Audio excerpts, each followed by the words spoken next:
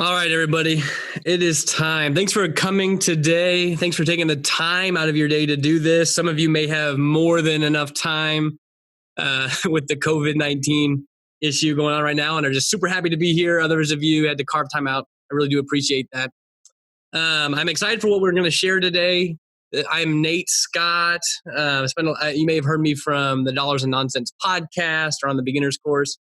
But one of my favorite things to do is teach, and that's really what we're going to be doing today. A couple of things, the ground rules here, as I just mentioned previously, we don't have the audio on for those of you. In other words, I'm the only one allowed to talk. At the very end of this webinar, I'll open up just a few minutes for question and answers. I do value your time. I value my time, so I don't plan on keeping us here for very long. I'm going to try to fly through this. I talk fast. I've got some things I want to share. One of my least favorite things is hopping on a webinar and being there for who knows how long. Just a preface to kind of set us right, I wanted to mention what we're going to go over today. And honestly, as you may find out, I'm kind of doing something today that I don't normally do. So take advantage of it. And there's a reason that I don't do that. But one of the things, with everybody worried about the stock market right now, it seemed like an opportune time to talk about some of the things we always talk about, but just to kind of reinforce it. And so we wanted to, you may have heard things like buy term and invest the difference, or whole life insurance isn't a great place for money. And we've heard all of these different things from various individuals, whether it's Dave Ramsey or Susie Orman and things like that. And so we're going to spend some time today showing exactly what that is. At the very start, I wanted to share briefly how we design policies. That's how we're going to start it, because how you design a policy is really important. That's kind of the foundation. It's not an exhaustive course on how to design a policy, but it at least gets us all the same background for what we're going to do next, which is kind of the crux of what we're doing today is something that I don't do. I'm kind of conceding something. And that is we're going to build up to actually pulling up a real policy, showing you how that policy is going to grow over time, and actually comparing that to, let's say, like a stock market, like a mutual fund asset or something like that, how much you'd actually have to earn outside of a policy just to match what the policy is giving to you. And the reason why I say it's not something I normally do, the reason I'm kind of conceding a little bit is because one of the things, if you've followed us for any period of time, you know that we do this thing called infinite banking, and it uses these whole life insurance policies. And we don't really want individuals to believe and see their policy as an investment. That is, if you've been wondering, that's actually one of the reasons why you don't see Living Wealth or Nate Scott or any of us comparing policies to other investments very often. And the reason we don't do that is because we actually encourage people to use their policies to make investments. And we don't really want people to see the policy as an investment, but as a banking tool. That's really what we're trying to do. And this life insurance policy can be used to make other investments and actually make them more profitable. And to give you a little sneak peek, next week, I'm actually going to dive into that subject as well. Actually, next Tuesday, I'm going to be doing another webinar just like this, where we talk more specifically just about how to use your policy to make investments, how to do it properly, and how it can increase your rate of return. Just as a snapshot, just see, hey, if I have a policy and it's growing and I leverage that to go buy another asset that's growing, I can have two, and then we'll show you how exactly that works, how you can actually make more money. So just to give you guys all a background, that's actually why we don't normally compare them. So the reason I am comparing them today is because mainly I just wanted to give some of you encouragement, is actually what I wanted to do, or reinforcement or something. So for me personally, I don't invest money in the market. The only time I would put money in the market is if I'm going to do it for a short-term time frame, because I think that at the bottom of a big sell-off would dive in, similar to like what's happening right now. You see a lot of people buying in now, but that's why I use policy money and I build it up, and I see opportunities, not just the stock market, but I see opportunities. But I guess what I'm trying to say is to give people encouragement that you don't have, if you see the power of the policy and you see how it's going to be growing, you may come to believe that you don't need to be in the stock market. You don't need to earn a high enough rate of return to do things. That's actually the main reason why we're meeting today, is to show you the true power of the policy, a little bit of how it compares, but as a main goal of saying, hey, maybe you should rethink whether or not you really want to be there. Because a lot of time it just adds a lot of emotional distress. and just anxiety to be in the stock market. And people are just in there because they think they have to be to earn enough interest or return to be able to retire someday or whatever it is. This is mainly an encouragement to say maybe you could rethink that. I'm not saying you shouldn't invest money. I'm not saying the policy is an investment. In fact, I'm not even allowed to say that for regulation because it's not an investment. But I am going to say that maybe I can encourage you that you don't need to be there. So that's why I'm doing it today. And then next week, we're going to dive into more detail on how you can use a policy to make investments. And then if you combine that with this, you can have a pretty good idea of what we're trying to get at. So with that, as I said, and I respect your time. We're going to dive right in. If I go too fast, you'll have to survive. So we're gonna jump right in. So as I said at the very beginning, what I wanted to lay the foundation of is how we build policies, how you should build a policy for infinite banking. At least just a brief history, brief overview of that. Because as I said, some people have heard, whole life insurance is not a good place to put money from some talking heads somewhere. And they may just not understand how to build it or especially not how to use it. So what I'm going to do here, if you look at the screen, I'm going to go ahead and draw out kind of a timeline of sorts. And you can build a policy anywhere on this timeline whenever you really get down to it. And on this timeline, the further right you go onto the timeline, the higher the death benefit is going to be. And the further on the left side you go, the higher the cash value will be. So if we were to go out and say, hey, Nate, I want to start a policy. I'm going to put in $10,000 a year into a policy or into some, into an infinite banking policy. We can design a policy using that money, $10,000 per year contribution, and put it anywhere we want to on this timeline. If we go way to the right-hand side of this timeline, then we're going to have what's called term insurance.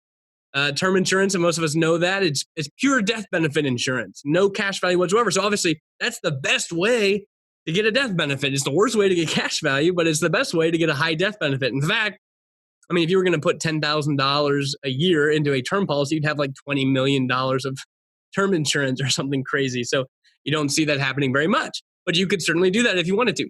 The same thing goes if we put all 10,000 to the far left side of the timeline. This would be called maybe like a single premium policy way over here. You don't see too much of that anymore, but essentially you could just write a check for $10,000 and it would pretty much purchase $10,000 worth of cash value, or at least really close to it, and very little death benefit. So the same amount of money going into life insurance, one side, a lot of death benefit, no cash, the other side, a lot of cash value, very little death benefit. So when you're doing infinite banking, the death benefit we really don't care about. So whenever you design a policy for infinite banking, obviously you want to get as far left as you possibly can. However, there is a line in the sand somewhere over here, kind of near the left-hand side. And the IRS likes to come in and mess with people whenever they're having a lot of fun. And a lot of people were having a lot of fun in the world of life insurance policies because life insurance policies grow without tax. They're tax deferred. And when used properly, they're tax-free. They can be used now and in the future tax-free. So many people, especially back in the 70s and 80s, were putting millions of dollars into single premium life insurance and just living off of policy loans tax-free. And the IRS was essentially saying, you're not doing this for insurance. You're doing this as an investment. And so we're going to tax it. And they defined something. They put a line in the sand. They said that anything that crosses this line in the sand over to the left is going to be called a MEC, or a modified endowment contract. And so what we want to do is, obviously, no one likes paying taxes. We don't want a taxable policy. So we're going to build a policy to where it really snuggles right up next to the max amount of cash value you can stuff into it without it becoming a MEC. And that's how you would build the policy. You want to have it continue to be tax-free, just like life insurance is supposed to be. So we want to get over there, but how do we do that? Because if I was to put a mark on this timeline of just your basic old, down the street life insurance guy selling you a whole life insurance policy, it honestly would probably be like somewhere over here on this timeline, where you could put $10,000 to a whole life insurance policy premium. It would end up building cash value over time. It just takes forever for there to be any cash value. And even when it gets there, it doesn't grow very well. So that's the type of policy you hear most talking heads speak about in the first place, is this bland old basic whole life policy that's more designed on the death benefit side of the spectrum than it is for the cash value side of the spectrum. So what we'll do to get anywhere on this line, there's this new thing. I say new, it's been around for quite some time, but I mean, it was kind of created to help solve this when the MEC limit issue came on board. And that's this thing called a paid up additions rider, the PUA rider. I like to call this the cash money rider. And so that is the worst U I could have ever have drawn. Let's see if I can do. It's not really much better, but forgive me. I don't get paid for my handwriting. If I did, I would be broke. But that's our PUA rider, cash rider. So what essentially you want to do is you want to stuff a policy with as much cash value as you possibly can. So the majority of your premium, if we're going to stay at $10,000 that we're going to add to this policy, we don't want to put $10,000 just to hold life insurance. We want to put as much of it to grow cash as fast as possible, as efficiently as possible. And that's where this paid up addition rider comes in. The majority of your premium will typically be going into the paid up additions rider. So how that normally plays out is we'll take your $10,000 premium that you want to put in, and we'll put a certain amount to what's called the base premium, or just the normal whole life, and then the rest will go to the paid up addition rider. So typically you might see $3,000 or $4,000 base premium and $6,000 or $7,000 PUA or something like that, if we're just keeping things simple and not trying to go crazy with policy design. So let's just go ahead and say we're going to put $4,000 a year to the base premium, and we're going to put $6,000 a year to the paid up addition rider. And what that's going to do is bump us really close to this MEC limit, just for ease of purpose. So that's kind of how it works is you take your regular whole life policy, you take the premium you want to do, but you max out the paid up additions rider as much as you can up until you hit the MEC limit. So that's how you build a proper policy. And so what I'm going to do now is take this information. We're going to do a $10,000 premium policy. We're going to show you how that builds out. An approximate, by approximate, I mean, it is a real policy, but one of the reasons why it's difficult to share, here's what a real policy does, is because everyone's policy is different to some degree. I mean, male, female, your age, your health, all these different little things that kind of have little impacts on it. But anyway, we're just going to show just a normal individual starting this policy, what we can expect, and then how we should really see the policy in light of what else we could be doing. Let me go ahead and pull that up over here. I'm going to pull up this calculator, this illustration, and over here on the right side is where we're going to start. And so what we have here is that same type of policy I just mentioned on the timeline, where we're going to put in $10,000 a year. That's going to be split up between base and paid up additions rider, just like you normally would expect. So in this case, we have a 35-year-old. To kind of give an end timeline, we're going to go for 30 years, or until he starts out at age 35 and he ends when he finishes up his 64th year of life. So 30 years total in this timeline.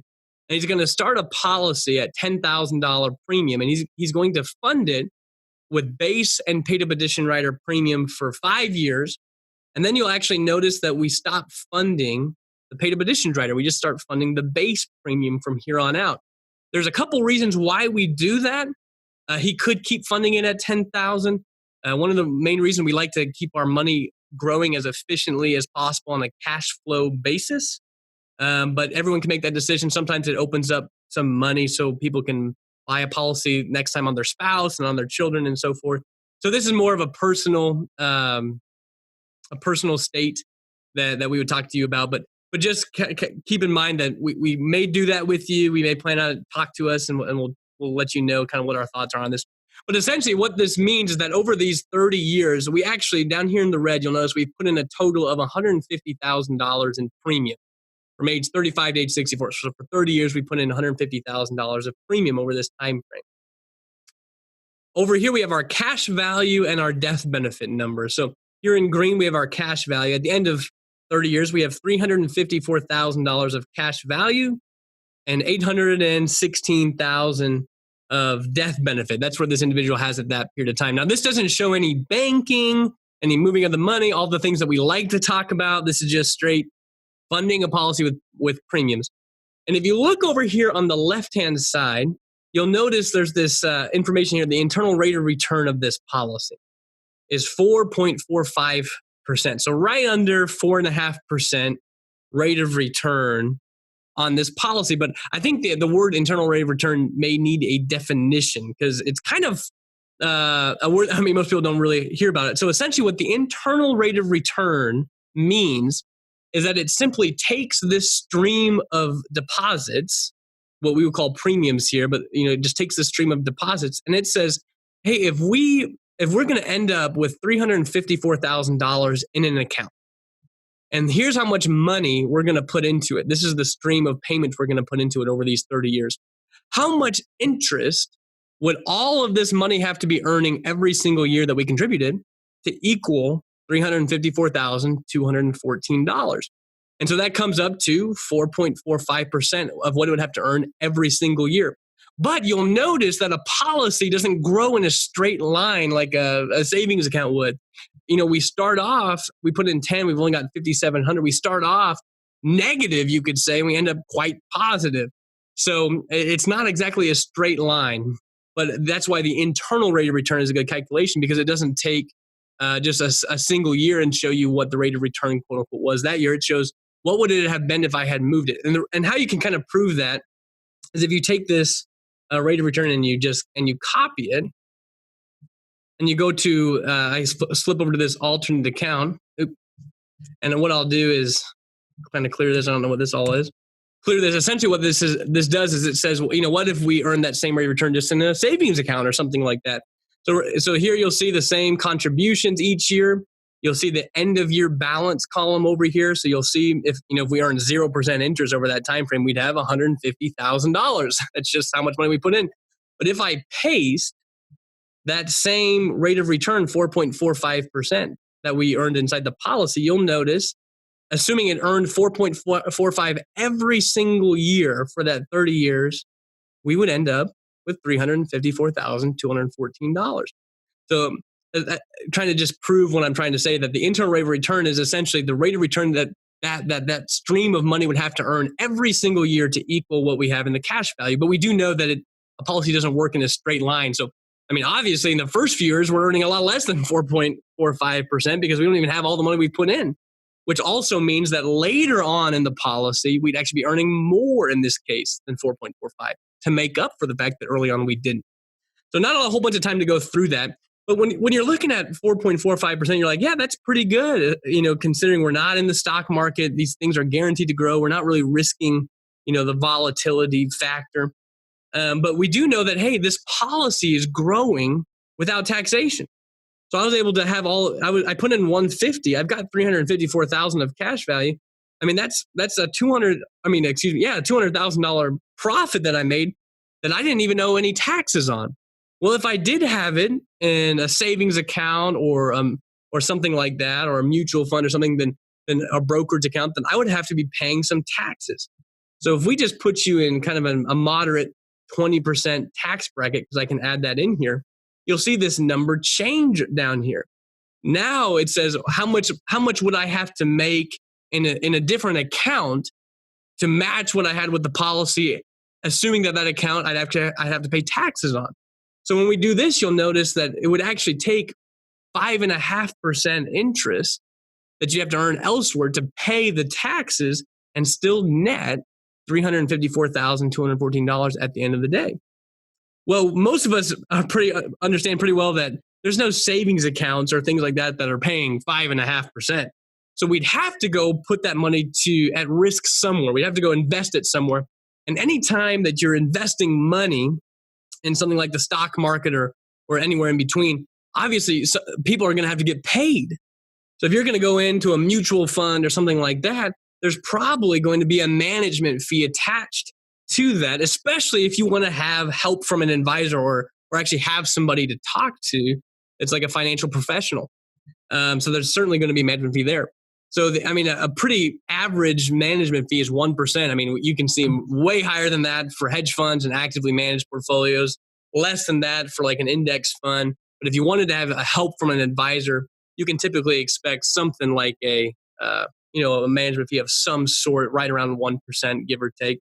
I could be conservative, I could be aggressive, who knows? But assuming a 1% management fee, you're now up to 6.62%. That's how much money you'd have to make somewhere else, let's say in a mutual fund, to be able to pay taxes on the gains and also cover the fees involved in doing that exact thing. But we can't just totally forsake the death benefit either. The death benefit is of real value. I mean, most people would understand that you probably shouldn't live your life with no life insurance, especially if you have a family or married or something like that. So most people would say buy term and then take the rest of the money and invest it in mutual funds or something of that nature. So if we did actually include term insurance in this picture and say, well, we're going to have to buy that because we don't end up having this death benefit here, then that's going to also impact the numbers. So what I did is I looked at the death benefit here, and I noticed that it's pretty consistently around $400,000 to $500,000 greater than our cash value, depending on the year. Approximately about $500,000 pretty consistently throughout the time here, difference between how much death benefit we have and how much cash value we have. So what I did was I took a 30-year term insurance policy with a death benefit of $500,000 to kind of match this, and that premium, assuming he's in good health and everything, would be $538 a year, or a little over, 40, probably $45 a month, something like that, for $500,000 of term insurance on a 30-year term policy. So whenever we add the fact that he's going to have to match the same benefit we're getting with the life insurance policy, or at least get close to it, he's actually going to have to earn a total of 7.25%, let's say in the market or something like that, just to match what we're getting with a whole life insurance policy that's designed correctly. But honestly, at this point, after 30 years, what happens to the term insurance? It's gone. And so, it's not even quite the same benefit, because here in this, on the whole life side, it's whole life insurance. It's going to be there until the day he dies. And so the family's going to get a lot of money because of that. So it's even not quite fully apples to apples, but it's pretty close. And so what we have here, the question that I'm curious on is it really worth, if you have to earn 7, 8, 9% in the market just to match what we're getting, is it really worth the stress? That's what I'm curious on. When I run these numbers and do these types of analysis from just my own personal life, me and my family, figuring out what we're going to do with money, it makes it difficult to say, yeah, you know what, I'm going to go jump into a mutual fund for the long term, knowing that I have to earn a pretty decent, and I'm in higher than 20% tax bracket, but knowing that I have to earn, this high of a rate of return just to match what I'm getting with the policy, I don't think it's worth the stress, and also the possibility that I don't earn that much and I would just regret it.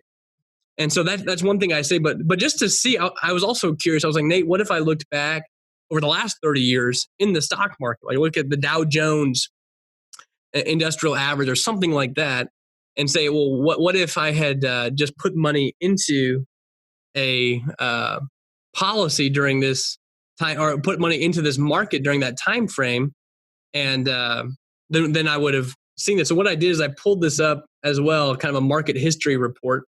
And unfortunately, if you look up here on the top right, top left, I don't think I've updated this software in probably too long, because the last year that was available to me for me to look at was 2018. So I took from 1989 to 2018, which is 30 years in the market. Started up in 1989, went down through 2018 in the market. And I just took the Dow Jones Industrial Average. And I wanted to see, would I have even been better off in the market over the last 30 years? And that's what I'm starting to wonder. I don't even know if I would have. But essentially what you look at here is you'll notice there's two numbers. There's what's called an average rate of return of just a shade over 9%. And then there's an actual rate of return of just a shade over 7%. And if you've been around this for any period of time, you've heard us talk about this happening. What's the difference between an average return and an actual return? And actually, it is really important. I'm not going to go into too much detail today, but essentially what happens here is that an average rate of return just takes all of these interest rates through, they just add up all the interest rates for 30 years, The negatives subtract, positives add, and you get an end number. You divide that by 30, and it comes up with an average rate of return. But the problem is people don't experience that as we're funding money. So as we're contributing to it every single year, the actual return we're going to get is going to be weighted differently depending on the sequence of returns that you receive. So that sounds really vague, I guess. But essentially, if we just take a quick example, and then I'm going to be done talking about it. If let's say you invested $100,000 in something and it earned a 100% rate of return the first year. First off, great rate of return. Your $100,000 is now worth $200,000. You just doubled your money. You earned 100% rate of return. You got $200,000 now. We earn 100% rate of return the first year, but in year 2, we earn a negative 50% rate of return, or we lose half of our value. Well, now our $200,000 just got hit with a 50% loss. What does that bring us down to? It brings us down back to where we started. We're at $100,000 left. Our actual rate of return is 0%. We didn't earn anything. We're just right back where we started. But if you look at an average rate of return, that would take the 100% rate of return we earned the first year. It would subtract out the 50% loss of the second year. So we're left with 50%. And since we did the timeline of 2 years, we would divide the 50% by 2. And on paper, a mutual fund guy could mark it out and say, I've averaged a 25% rate of return for the last 2 years. And he'd be right. That's true. He would have averaged a 25% rate of return over the last 2 years. One 100% return, one 50% loss, your average 25%, but your actual return was 0. So what I'm trying to say is when you deal with losses, the sequence of loss can impact it. So essentially what this is saying is if I had contributed money every single year from 1989 all the way to 2018, I would have earned only 7.18% if I actually was in a mutual fund that was able to grow as well as the Dow Jones Industrial Average or something like that, or the S&P 500 would be also very close to this. But we also, for those of us who spend much time in the financial world, we know that very few mutual funds ever actually beat the market, let alone match the market, especially over a 30-year time frame. It's just so rare. So the chances that you happen to be plugged in with an advisor that found a mutual fund that was going to match or beat the market over 30 years is probably pretty slim. So when I'm looking at this 7.18%, and I say, well, for me to be able to pay taxes on all of this, pay a guy to be my advisor and actually help me and manage it and cover term insurance, I'm thinking, man, I don't know if it's worth the chance that, I would have to earn 7.25 just to match and get 354 at the end of that time frame after paying taxes in like a brokerage account or something like that. And so when you run these numbers, you really start to question, do I need to be in the market? Do I need to be? That was the main reason I brought this up. Remember, here, Nate Scott, Living Wealth, all of us here, we're not opposed to you investing money. We really are not. In fact, we encourage it. We encourage looking for opportunities.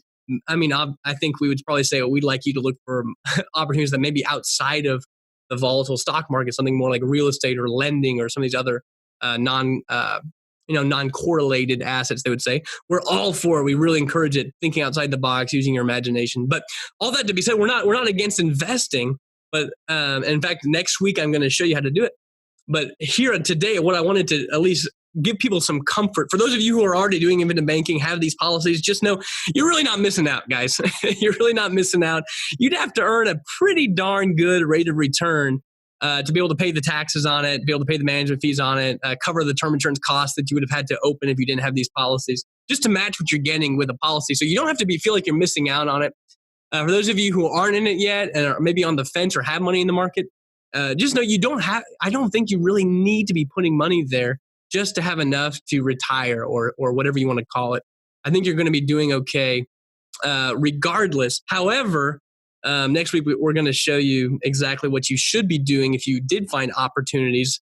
Like there are a lot of opportunities now that the stock market has gone down quite dramatically from its height due to this COVID-19 virus. So now would be a good time to say, hey, I've got these life insurance policies. They got a lot of cash flow. Maybe jumping in now could make sense. Maybe not. It's tough to time it. I don't want to encourage anyone to do something foolish. But essentially, the main gist of this webinar was to focus in and say, guys, if we can earn 7.25% after fee, after tax, all the after term insurance, all these things would be included. The question is, do we really need to be funding the stock market? Is it really worth it to you? That's the question you have to ask yourself. And that's the question that we just encourage you guys to take a look at. But with that being said, I'm actually going to wrap up today. I'm going to open it up for questions. But before I do, I just wanted to let you guys all know, maybe I can chat it out here. If you wanted to go to livingwealth.com/meeting, you can actually schedule a meeting with me or someone else. So livingwealth.com/meeting, you can go ahead and you can book a time with me if you'd like. I'd love to dive in more detailed with this with you if you want. Would love to share more information with you. If you'd like to meet with me, that's livingwealth.com/meeting.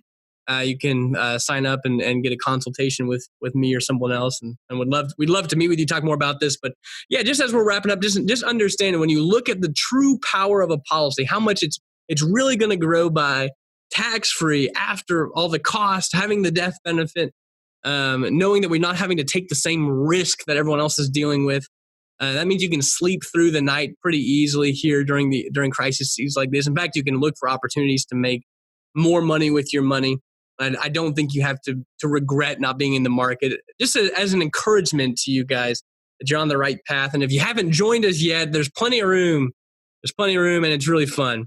So with that, I will go ahead and I'll go ahead and answer some questions for those who would like questions answered. Some people I think are chatting in, and some people I think are typing in questions. So it's going to be kind of hard to bounce back, but you are right. So somebody said, add the death benefit back in and it makes the return even greater. And you're absolutely right. Yeah. I mean, if something was to actually happen to him at age 65 or 66, right after the term insurance would have ran out, then we would end up having a much higher return than what's shown here. Absolutely. So, I mean, it was kind of just a tip the iceberg, I guess, of what's actually going on in this. Another question is, any thoughts on how cash value insurance policies will be affected if we go to a cryptocurrency world? Well, that could have a whole webinar in and of itself. So, I'm not totally sure exactly what how to answer that in a very short period of time. But remember, the life insurance policy is not an investment. So if we're going to go to a cryptocurrency world and you need some cryptocurrency, what should you be doing with your policy cash values? You should probably be buying cryptocurrency with them, or whatever the case may be. So in other words, remember, we're not saying buy a policy, let money sit there for forever. Don't ever be wise about what's going on, because the policy is the only thing you'll ever need. The main gist of this webinar was, once again, these are the questions that like to come up when I do compare, which is why you don't see me compare too much, is mainly because I'm not here to say don't buy crypto or don't go into these other types of assets, don't buy these other investments. I'm just, that would bring in the banking side of the policies. How can we use them? And is there a way that I could put money into a policy, use that money to buy crypto and actually make more? And then if the dollar dies and the policies are, since they're dollar denoted assets, are just not worth anything because people are only exchanging crypto, well, I would have bought all the crypto. In other words, we want you to be doing the same things you would have otherwise done, but just change how you're buying things. I hope that makes sense. I don't have enough time to really go into it. I got one. So one question. So if I understand this right, after the 5th year when the premium goes down, then any money we put in over the new premium goes toward the PUA rider. That is correct. Yep. So if just like in this case, he was putting in $10,000 a year for 5 years, and then it dropped down to $4,000. If we were to put more money in after that, it would all once again be going to the paid up additions rider. The base premium never changes. The paid up additions rider can be increased or decreased. So it's a flexible rider. So I mean, even before then, we could have changed how much we were going to be putting in. Is there any other questions? I may not be seeing. I may not be getting to all of them. It's kind of hard. One person asked, "Is this policy an IUL? Is this policy an IUL?" No, this policy is not an index universal life insurance. That's a great question. I actually kind of meant to talk a little bit about that before I went into this. But when we talked about policy design, by the way, there's no such thing as a paid up additions rider for an IUL policy. But when you go back into policy design, I wanted to mention that not only does the policy have to be designed correctly, but it should be the right type of policy from the right type of insurance company to really match what the concept of infinite banking is teaching. So if we're going to live by principles and we're going to do the right thing when it comes to policy design, there's a couple of things that you always want it to be from a mutual company, not a stock company. So you want you to be the owner of it. And you don't want a policy tied to the market in any way, whether it's an index policy or variable policy. You just want a regular policy stuff with paid up additions riders. Another person said, is there a point where we can stop paying and still benefit? Absolutely, absolutely. In fact, for more information on that, or at least an idea of that, if you go take our free beginners course as well, that you can find that on livingwealth.com. We have a free beginners course that dives into it. You'll see examples of us with policies just like this, where we're borrowing and buying cars and paying off mortgages and doing some of the banking side of things. And if you go do that, you'll notice that in all of our examples, we stop funding the policy completely after a period of time. We don't suggest people stop funding it just for fun, because obviously we want more and more money to be built up in our bank so we can do more and more things with it. So we don't normally suggest people do that, but it certainly can be done. We asked another person asked, well, what about banking? If we were using the money, can it be even sweeter when we start recapturing money? And I think that's absolutely right. I mean, if you're using your policy to finance cars and paying yourself back with a high interest rate, or using it to make other investments like we're saying, and are able to spit out high rates of return and funnel it all back into the policy, I mean, you can really see these numbers jump up quite well. And honestly, guys, that is about all the time I have for today. I'm trying to think. We have one question: are the dividends buying additional paid-up insurance? That answer is yes to that. We have one guy ask, would it be better to put $6,000 into a new whole life policy after year 5? Yeah, great question. That answer would be yes. That answer would be yes. We would want to go ahead and we wouldn't suggest, if you're just an individual saving money, building money up, there's no reason to stop funding this policy's PUA rider unless you're actually wanting to open new policies. That's exactly right. So after the 5th year, we would expect you to want to open new policies at that time, or just keep funding the paid-up additions rider. But either way, you don't want to stop saving money or save less money. That's probably not a wise idea. Unfortunately, I guess. I mean, I see a few other questions, but I think I'm just gonna have to go. We got one last question. Somebody asked, does the base premium after the 6th year, the $4,000 after the 5th year, does it go straight to the cash value? Yeah, I mean, that's a great point. So the base premium, that just the regular whole life premium, as I mentioned when I was going through the policy design, it actually does produce cash value. It actually does grow cash value to it. If you just buy a regular whole life policy, it will build cash value. It just builds it slowly, and it takes a while for it to get going. I mean, if you looked at it for 20 or 30 years, it actually wouldn't look too bad, over 30 years necessarily, but certainly early on, it's terrible. So by year 5 or 6, that $4,000 base premium, it actually is growing really well. I mean, you can see that on the screen here. We go from $43,000 to $49,000 of cash value from year 5 to 6. So we put in $4,000 and it grew by $6,000. So that means we got all 4 back plus $2,000 of profit. We're doing pretty good. We're all hog at the trough at that point. So that's good. Some of these questions, I'm actually seeing them, but I just think they're a little too complex for me to dive into on this call. Once again, if you want to meet with me or someone to talk about some of these more in-depth questions, I'll write it out again. If you want to go to livingwealth.com/meeting, that'll just bring you to a page, livingwealth.com/meeting. You can, just write, I think, just your name and email, and it'll send me an email, and I will reach back out to you or plug in with somebody, and we'll get those questions answered. So everyone, thanks so much for joining me. It really was fun. You should all be getting an email about the webinar I'm going to do next week on Tuesday, which is going to go in depth to, it's kind of almost part 2 to this, which we're going to talk about. Okay, so we know that the policy does grow really well, and especially when you compare all things and you combine them in. But if we still want to go attempt higher rates of return and earn more, we're all for that. And we're going to show you how to do that next week. I think it's on Tuesday afternoon, same time.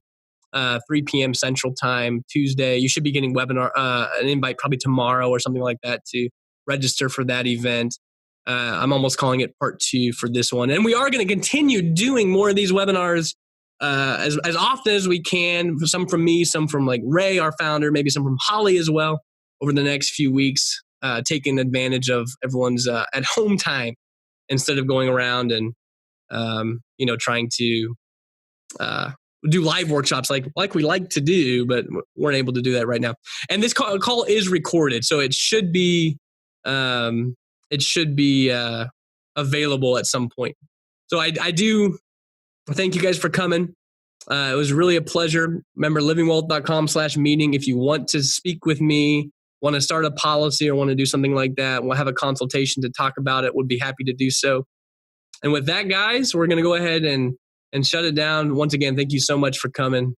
If you want a little bit more information, go ahead and sign up for a meeting at livingwealth.com/meeting, or you can go to livingwealth.com and take a beginner's course, which is great, or Ray Poteet's ebook. A lot of resources we have for you. Well, God bless you guys in this crazy time. Hope to hear from you soon. Have a great day.